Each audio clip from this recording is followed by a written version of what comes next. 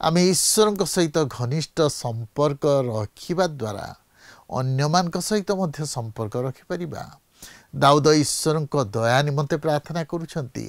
आज कौन आमे प्रभु निकट रे प्रार्थना करुछु कि से जे आम समस्त अधर्मरु आम्मान को रक्षा करि परिबे ओ आम्मान को तांको निकट को नहीं परिबे। जीसुंक मधुर वाक्य चला पथे साजे दीप अमरी चरण अलिभा आलोक देई जीवनर प्रतिपादे जीवनर प्रतिपादे बढ़ाए से सत्य पथ प्रदर्शिका से जे पथ प्रदर्शिका पथ प्रदर्शिका पथ प्रदर्शिका। प्रिय दर्शक बंधु नमस्कार। प्रभु जीशु मधुर नाम आपण को पथ प्रदर्शिका कार्यक्रम को स्वागत करुअछि। आपण किमती अछंती? मोर विश्वास प्रभु दया और अनुग्रह आपण निश्चय भल थिबे। आपण नियमित आम कार्यक्रम देखुछंती, शिक्षा लाभ करुछंती और आत्मिक जीवन रे बढ़ुछंती, सेथिबाई मु विशेष आनंदित। आपण को मतामत निश्चय आमको टीवी स्क्रीन रे दिया जाइथवा नंबर रे जणाइबे। आमे आपण को फोन कॉल रा अपेक्षा रे अछु। आपण को मध्यरु अनेक आम सहित फोन रे जोगाजोग करुछंती, समान को मु विशेष करी धन्यवाद दिए। जदि केही ए पर्यंत आमको फोन करी नाहंती, आज ही आम सहित जोगाजोग करंतु। आमे आपण को फोन कॉल रा अपेक्षा रे अछु। एही कार्यक्रम मध्य दे पुणी आपण को सहित साक्षात होबार सुयोग पाइथबारु मु प्रभु को धन्यवाद दिए। प्रभु आपण को आशीर्वाद करंतु। आमे एही दिन मानकरे गीत संहिता उपरे अध्ययन करूछु ओ आलोचना करुछु। आजिर अध्ययन रे आमे गीत संहिता 6 रु 8 पर्यंत अध्ययन करिबा। एई तीनोटी गीत रे आम जीवन निमंते अति गुरुत्वपूर्ण शिक्षा रहितबा देखु, जा आमको आशीर्वाद युक्त जीवन काटिबा पई सहाय्य करिवो। गीत 6 स्वीकारोक्तिर गीत। एठारे गीत रचक निज पाप और अयोग्यता निमंते प्रभुंक निकट रे स्वीकार करुछंती, जेपरी ईश्वर तांको समस्त अपराधरु क्षमा करिवे। आमे जेतेबेले गीत 7 को आसु, गीत रचक कहउछंती मु मो पाप अयोग्यता स्वीकार करिछि, मु क्षमा पाई अछि। वर्तमान मो चतुर्दिगरे कौन घटुछि सेथि प्रति दृष्टि देबी। से प्रार्थना करुछंती, प्रभु तुमे न्याय विचार कर, मते साहाय्य कर, जेपरी सेमानक सम्मुखरे मु ठिया होई परिबे, कारण तुम साहाय्य बिना मु किछि करि न पारे। आमे जेतेबेले गीत संहिता 8 को आसु, से एक कथा कहउछंती, प्रभु तुमे मो पाप क्षमा करियछ, मो चतुर्दिगरे थिबा लोकमान को पाप क्षमा करियछ, मु सब किछि तुम हस्तरे समर्पण करियछि। एबे तुम उपासना और प्रशंसा करने को मते साहाय्य कर, जेपरी मु तुम नाम को स्वीकृत करी। प्रभु मु वर्तमान तुम प्रशंसा करने निमंते मुक्त अटे। आज कौन आमे प्रभुंक निकट रे सेही प्रार्थना करुछु कि आमे कौन प्रभुंकर प्रशंसा करुछु कि प्रभुंक प्रशंसा और गौरव करने निमंते जहाँ आम जीवन रे प्रतिबंधक भावे ठिया होईछि से सबको बाहर करि देइछु कि तेबे आमे प्रशंसा करि परिबा। तेबे आसंतु आजिर अध्ययन मध्य को जिबा पूर्वरु एक भक्तिमूलक गीत सुनिबा।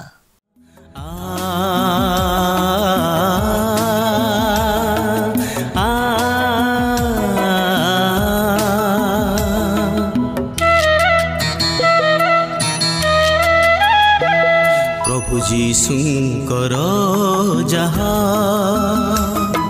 संतोष जनक ताहा अनुसंधान कर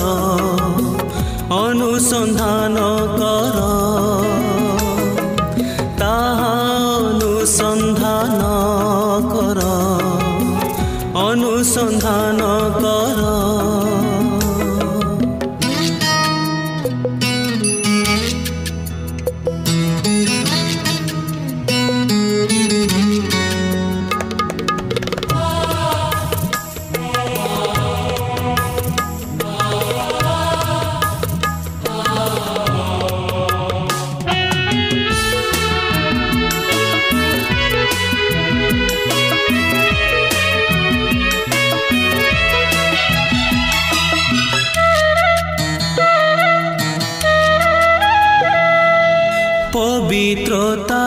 ସୌନ୍ଦର୍ଯ୍ୟ ବିଭୂଷିତ ହୁଅ,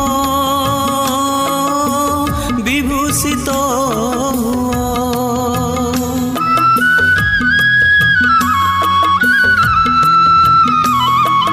ପବିତ୍ରତାର ସୌନ୍ଦର୍ଯ୍ୟ ବିଭୂଷିତ ହୁଅ, ବିଭୂଷିତ ହୁଅ। ଅନ୍ଧକାର ଜଗତରେ ଦୀପ୍ତିମତୀ ହୁଅ,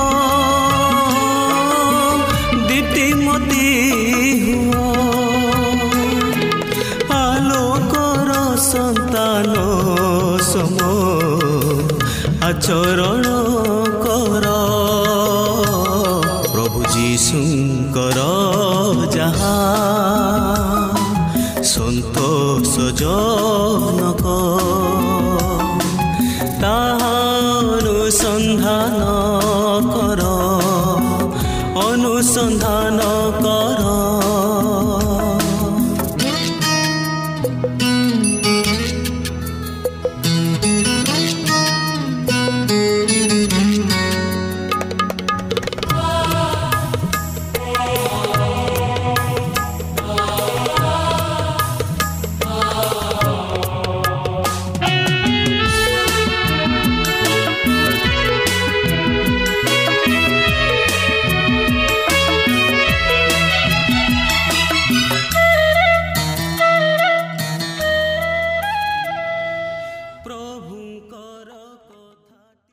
ଆଜି ଆମେ ଗୀତ ସଂଗୀତା ତହିଁର 6 ପର୍ବଠାରୁ ଆରମ୍ଭ କରି 8 ପର୍ବ ପର୍ଯ୍ୟନ୍ତ ଅଧ୍ୟୟନ କରିବାକୁ ଯିବା। 6 ପର୍ବରେ ଆମେ ଦୟା ପାଇବା ନିମନ୍ତେ ପ୍ରାର୍ଥନାର ବିଷୟକୁ ଲକ୍ଷ୍ୟ କରିବାକୁ ପାରିବା।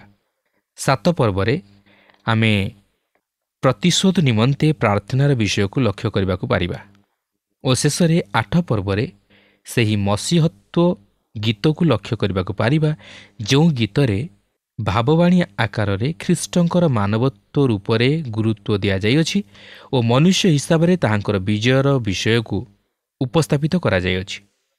ପ୍ରଥମେ ଆମେ ଏହି 6 ପର୍ବରେ ଦୟା ପାଇବା ନିମନ୍ତେ ପ୍ରାର୍ଥନାର ବିଷୟକୁ ଲକ୍ଷ୍ୟ କରିବା।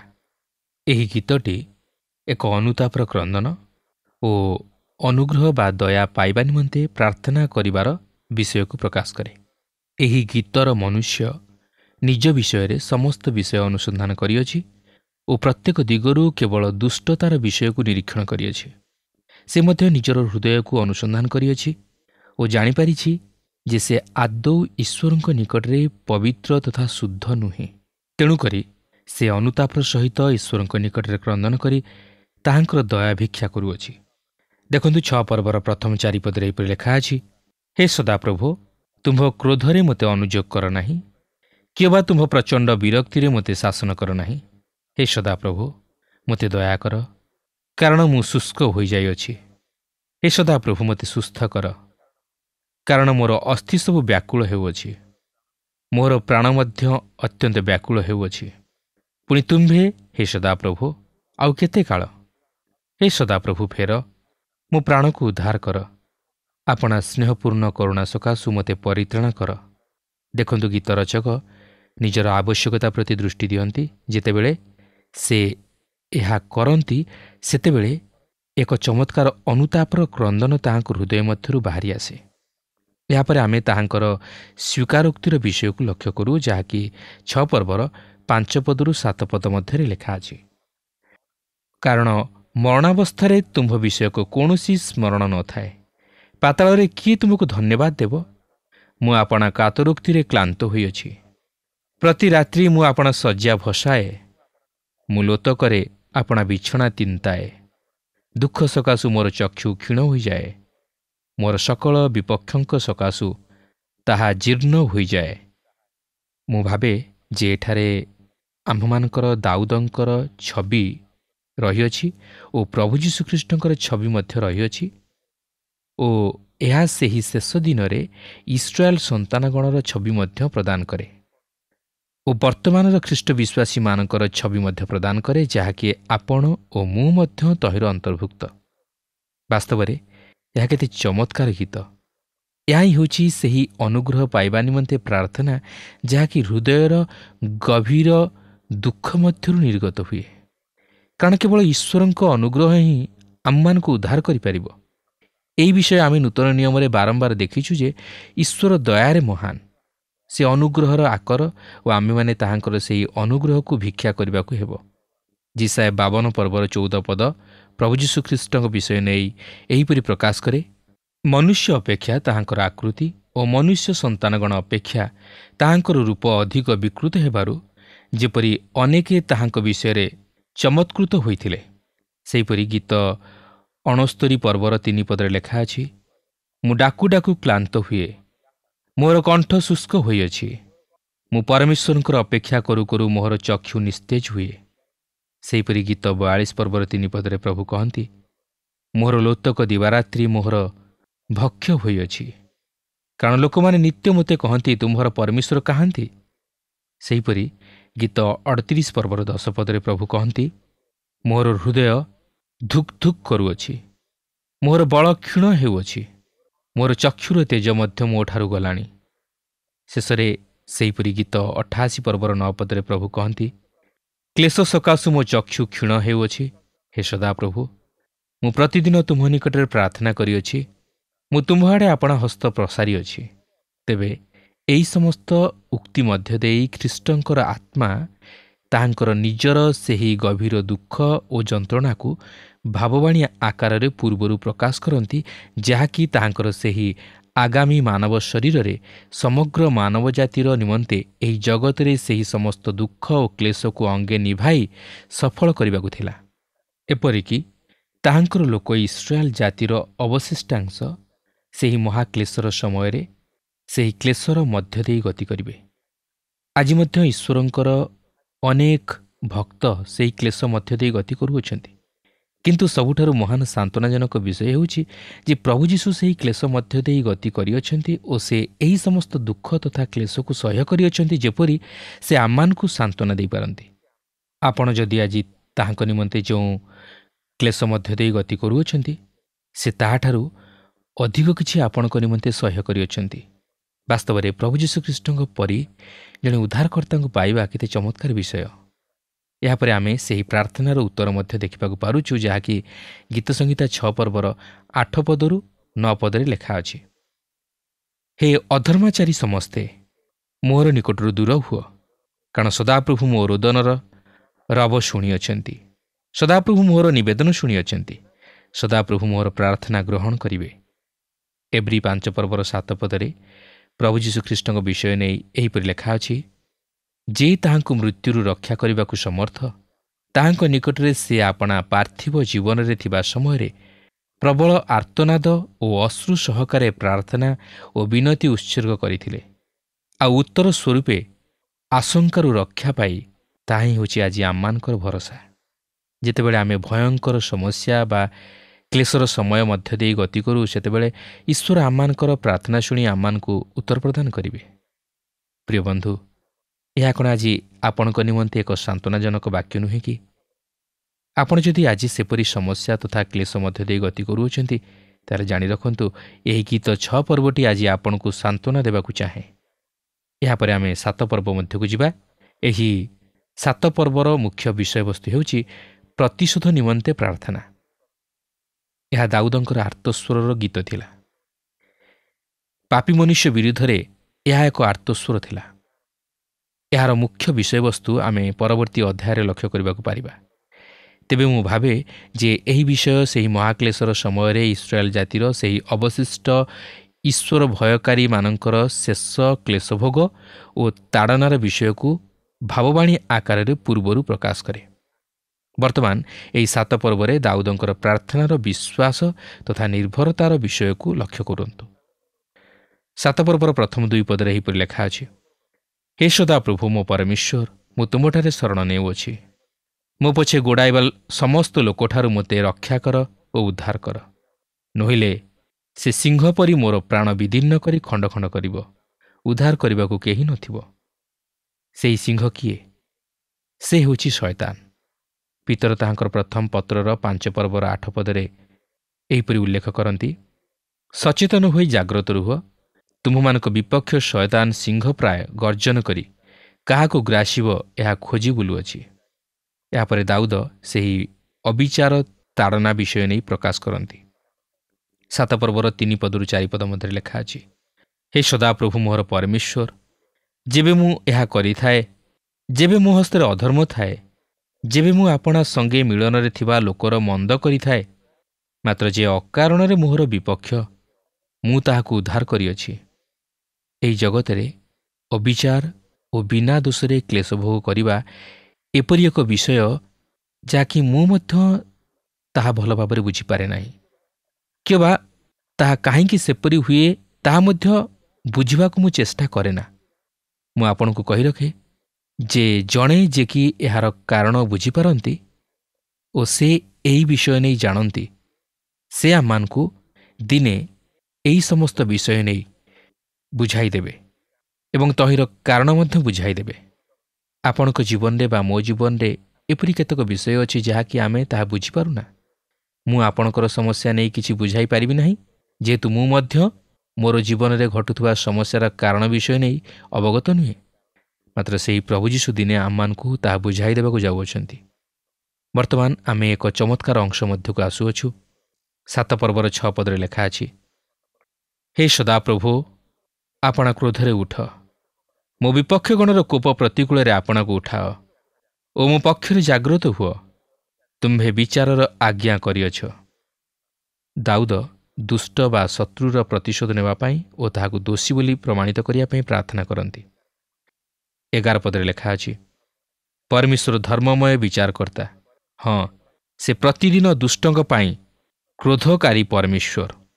ପ୍ରିୟ ବନ୍ଧୁ, ଈଶ୍ୱର ତାହାଙ୍କର ବିଚାରରେ ମୁଖାପେକ୍ଷା କରନ୍ତି ନାହିଁ କି ଦୋଷୀକୁ ନିରପରାଧୀ ବୋଲି ଗଣନା କରନ୍ତି ନାହିଁ। ସେ ନ୍ୟାୟ ବିଚାର ରକ୍ଷା କରନ୍ତି। ସେ ଦୋଷୀକୁ ଉପଯୁକ୍ତ ଦଣ୍ଡ ଦିଅନ୍ତି, ଯାହାକି ବର୍ତ୍ତମାନ ତହିଁର ବିପରୀତ ଦେଖାଯାଏ।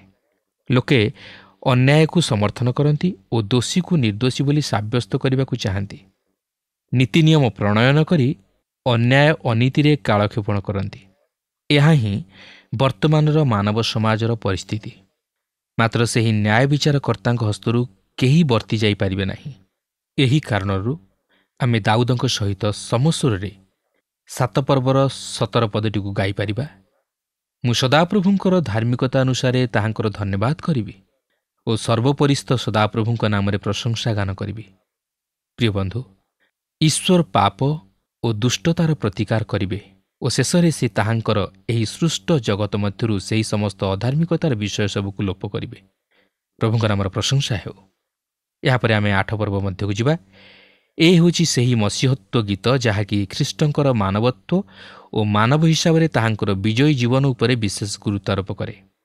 ଏହାକୁ ମସିହତ୍ଵ ଗୀତ କୁହାଯାଏ କାରଣ ଏହା ନୂତନ ନିୟମରେ ଖ୍ରୀଷ୍ଟ ଯୀଶୁଙ୍କୁ ଭିତ୍ତି କରି ଉପସ୍ଥାପିତ କରାଯାଏ। ଗୀତ 8 ପର୍ବଟି ନୂତନ ନିୟମରେ ପ୍ରାୟ 3 ଥର ଉପସ୍ଥାପିତ କରାଯାଇଅଛି। ଏପରିକି ପ୍ରଭୁ ଯୀଶୁଖ୍ରୀଷ୍ଟ ନିଜେ ମଧ୍ୟ ଏହି 8 ପର୍ବର 2 ପଦଟିକୁ ନେଇ ନୂତନ ନିୟମରେ ମାଥ୍ୟୁ 21 ପର୍ବର 16 ପଦରେ ଉପସ୍ଥାପିତ କରିଅଛନ୍ତି, ଯାହାକି ତାହାଙ୍କ ସମ୍ବନ୍ଧୀୟ ଭାବବାଣୀର ସଫଳତା ଥିଲା। ପ୍ରଭୁ ଯୀଶୁଖ୍ରୀଷ୍ଟ ସେହି ଜେରୁସାଲେମକୁ ବିଜୟ ଯାତ୍ରା କରିବା ସମୟରେ ସେହି ମନ୍ଦିର ମଧ୍ୟରେ ଥିବା ପିଲାମାନେ ଉଚ୍ଚସ୍ୱରରେ କହିବାକୁ ଲାଗିଲେ, ହୋସାନ୍ନା ଦାଉଦ ସନ୍ତାନ। ସେତେବେଳେ ପ୍ରଧାନ ଯାଜକ ଓ ଶାସ୍ତ୍ରୀମାନେ ତାହାଙ୍କୁ ପଚାରିଲେ, ଏମାନେ କ'ଣ କହୁଅଛନ୍ତି ତାହା କି ତୁମେ ଶୁଣୁଅଛ? ଏହି ସମୟରେ ଯୀଶୁ ସେମାନଙ୍କ ନିକଟରେ ଏହି 8 ପର୍ବର 2 ପଦଟିକୁ ଆଣି ଉପସ୍ଥାପିତ କରି କହିଥିଲେ, ହଁ, ତୁମ୍ଭେ ଶିଶୁ ଓ ସ୍ତନ୍ୟପାୟୀମାନଙ୍କ ମୁଖ ଦ୍ୱାରା ଆପଣା ଉଦ୍ଦେଶ୍ୟରେ ସ୍ତବ ସିଦ୍ଧ କରିଅଛ। ଏହି କଥା କି ତୁମେମାନେ କେବେ ହିଁ ପାଠ କରିନାହ? ପ୍ରଭୁ ଯୀଶୁ ସେହି ପ୍ରଧାନ ଯାଜକ ଓ ଶାସ୍ତ୍ରୀମାନଙ୍କୁ କହିଥିଲେ ଯେ ତାହା ସେମାନଙ୍କ ପକ୍ଷେ ଭଲ ହୋଇଥାନ୍ତା ଯଦି ସେମାନେ ସେହି ଧର୍ମଶାସ୍ତ୍ରକୁ ଅଧ୍ୟୟନ କରିଥାନ୍ତେ, ତାହେଲେ ଏହି ପିଲାମାନେ କାହିଁକି ସେପରି ଉଚ୍ଚସ୍ୱର କରି ହୋସାନ୍ନା ଦାଉଦ ସନ୍ତାନ ବୋଲି କହୁଅଛନ୍ତି ତାହା ସେମାନେ ବୁଝିପାରିଥାନ୍ତେ। ଏହାପରେ ଏହି 8 ପର୍ବର 6 ପଦଟି ଆମେ ନୂତନ ନିୟମରେ 1 କରିନ୍ଥିୟ 15 ପର୍ବର 27 ପଦରେ ଲକ୍ଷ୍ୟ କରିବାକୁ ପାରୁ, ଯାହାକି ପୁନରୁତ୍ଥାନର ବିଷୟବସ୍ତୁକୁ ପ୍ରକାଶ କରେ। ଦେଖନ୍ତୁ, ସେଠାରେ ଏହିପରି ଲେଖା ଅଛି, କାରଣ ସେ ସମସ୍ତ ବିଷୟ ତାହାଙ୍କ ପାଦ ତଳେ ବଶୀଭୂତ କଲେ। ଯେତେବେଳେ ସେ କହନ୍ତି ସମସ୍ତ ବିଷୟ ବଶୀଭୂତ କରାଯାଇଅଛି, ଏହା ସ୍ପଷ୍ଟ ସମସ୍ତ ବିଷୟ ଯେ ତାହାଙ୍କର ବଶୀଭୂତ କଲେ ସେ ସେହିସବୁର ଅନ୍ତର୍ଗତ ନୁହନ୍ତି। ଏଥିରୁ ସ୍ପଷ୍ଟ ଜଣାଯାଏ ଯେ ଏହି ଗୀତଟି ଆମମାନଙ୍କର ଏହି ବର୍ତ୍ତମାନର ସମୟକୁ ଦର୍ଶାଏ ନାହିଁ, ଯାହାକି ପାଉଲ ଏଠାରେ ବୁଝାଇ ଦେଇଅଛନ୍ତି। ଆଜି ଆମେ ଦେଖିବାକୁ ପାରୁନା ଯେ ସମସ୍ତ ବିଷୟ ତାହାଙ୍କର ଅଧୀନସ୍ଥ ହୋଇଅଛି। ତେବେ ସେ ଯାହା ହେଉନା କାହିଁକି ଏହି ଗୀତ 8 ପର୍ବର ଏକ ସମ୍ପୂର୍ଣ୍ଣ ଉକ୍ତି ଆମେ ଏବ୍ରୀ 2 ପର୍ବର 5 ପଦରୁ 8 ପଦ ମଧ୍ୟରେ ଲକ୍ଷ୍ୟ କରିବାକୁ ପାରୁ, ଯାହାକି ଅତି ସ୍ପଷ୍ଟ କରାଇଦିଏ ଯେ ଗୀତ 8 ପର୍ବଟି ପ୍ରଭୁ ଯୀଶୁଖ୍ରୀଷ୍ଟଙ୍କୁ ଦର୍ଶାଏ। ଦେଖନ୍ତୁ ସେଠାରେ ଲେଖା ଅଛି, କାରଣ ଯେଉଁ ଭାବି ଜଗତର କଥା ଆମେମାନେ କହୁଅଛୁ ତାହା ସେ ଦୂତମାନଙ୍କ ଅଧୀନ କରିନାହାନ୍ତି, କିନ୍ତୁ ଜଣେ କୌଣସି ସ୍ଥାନରେ ଏହି କଥା କହି ସାକ୍ଷ୍ୟ ଦେଇଅଛନ୍ତି, ମନୁଷ୍ୟ କିଏ ଯେ ତୁମ୍ଭେ ତାହାକୁ ସ୍ମରଣ କରିଥାଅ? ମନୁଷ୍ୟ ସନ୍ତାନ କିଏ ଯେ ତୁମ୍ଭେ ତାହାର ତତ୍ତ୍ୱ ନେଇଥାଅ? ତୁମ୍ଭେ ଦୂତମାନଙ୍କଠାରୁ ତାହାକୁ ଅଳ୍ପମାତ୍ର ନ୍ୟୁନ କରିଅଛ। ତୁମେ ତାହାକୁ ଗୌରବ ଓ ସମ୍ଭ୍ରମ ରୂପ ମୁକୁଟରେ ଭୂଷିତ କରିଅଛ। ତୁମ୍ଭେ ତାହାର ପାଦ ତଳେ ସମସ୍ତ ବିଷୟ ଅଧୀନ କରି ରଖିଅଛ। ପ୍ରକୃତରେ ସେ ସମସ୍ତ ବିଷୟକୁ ତାହାର ବଶୀଭୂତ କରିବାରେ କୌଣସି ବିଷୟକୁ ତାହାର ଅବଶୀଭୂତ କରି ଛାଡ଼ି ନାହାନ୍ତି।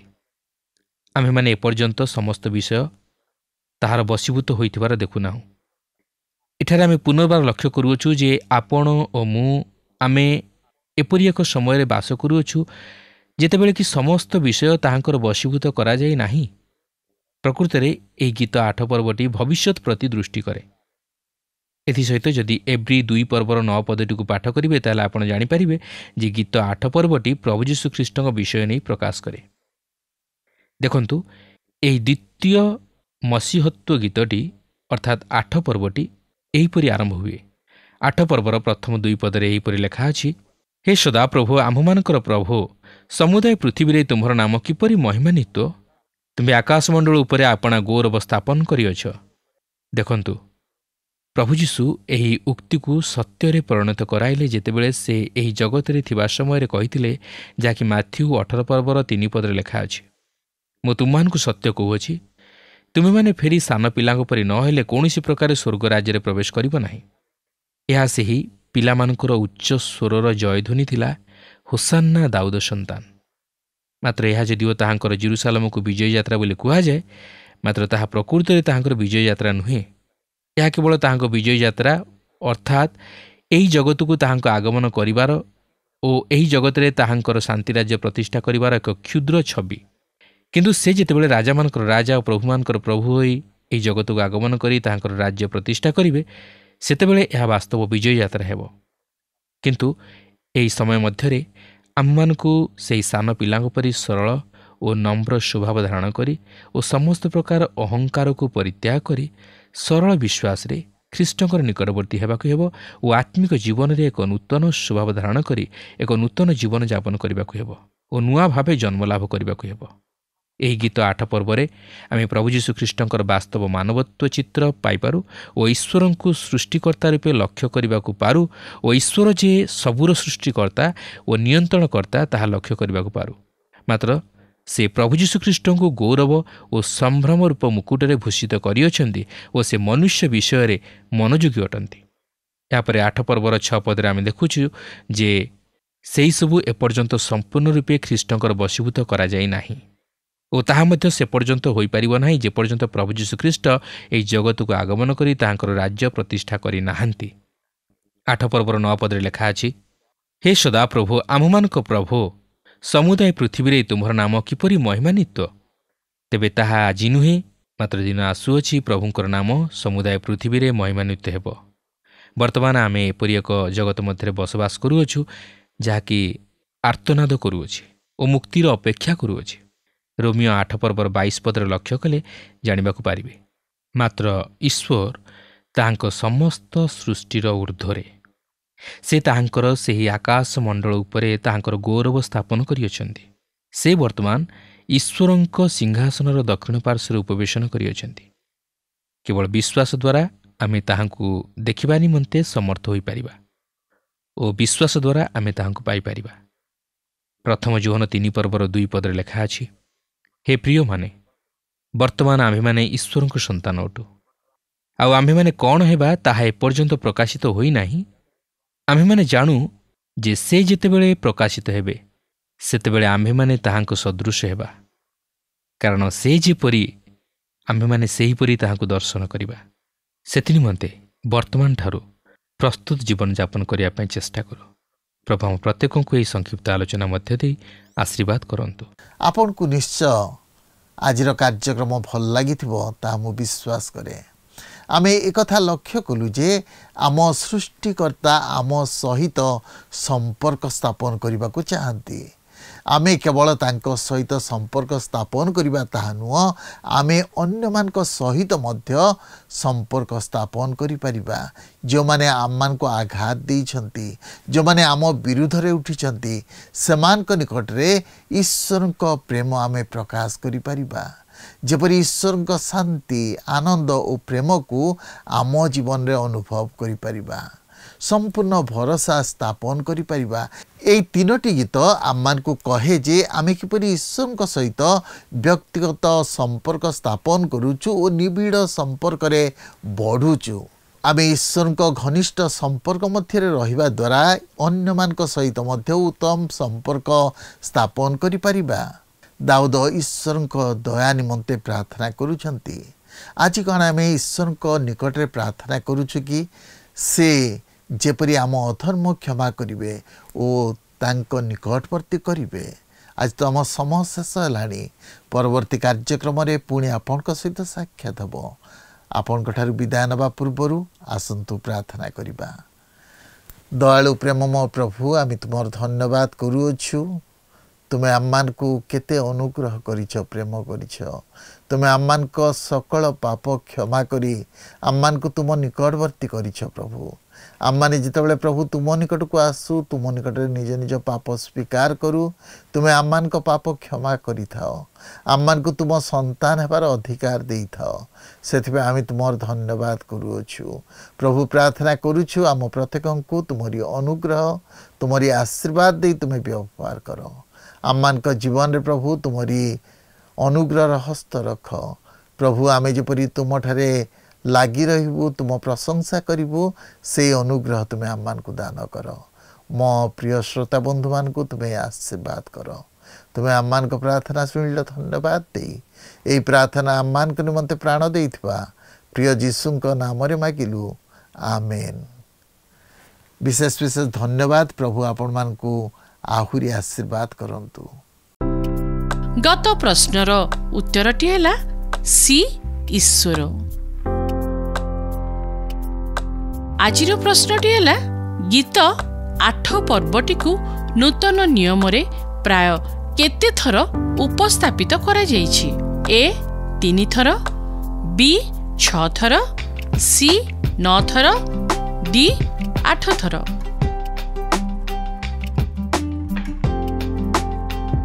এই প্রশ্নর উত্তর আসন্তাকালি সন্ধ্যা 6টা মধ্যে option A, B, C, D মধ্যরু সঠিক উত্তর বাছি আপনার নাম ও সম্পূর্ণ ঠিকনা সহিত 9777221415 ফোন নম্বরে SMS কিংবা WhatsApp দ্বারা জଣାଇବାକୁ অনুরোধ। जदि आपको आम कार्यक्रम भल लगुच तेबे 044490812996 रे मिस्ड कॉल दे विजय होई परिबे। गत सप्ताहर विजय दर्शक बंधु हेले बालेश्वर राम भगवती श्रियाल और परिवार।